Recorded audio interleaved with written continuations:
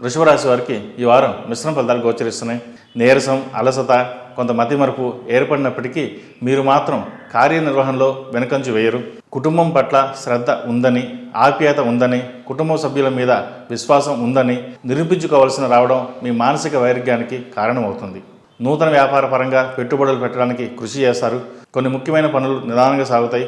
అందుకు సంబంధించి వాయిదా పడతాయి కూడా. జీవిత భాగస్వామి విషయంలో అర్థం లేని ఆలోచనలు, అన్నద్దాలు తెచ్చిపెడతాయి.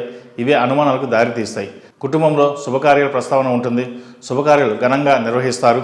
భవిష్యత్తులో ఎదుర్కోవాల్సిన చిక్కుల గురించి ముందుగా జాగ్రత్త పడి మీ అభిప్రాయాలను అందరికీ స్పష్టంగా చెబుతారు.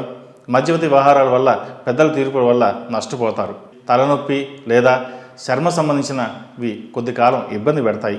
విద్యార్థులకు కాలం అనుకూలంగా ఉంది. ఈ రాశిలో జన్మించిన వారికి కలిసొచ్చే సంఖ్య నంబర్ 2, కలిసొచ్చే దిక్కు ఉత్తరం, కలిసొచ్చే రంగు తెలుపు.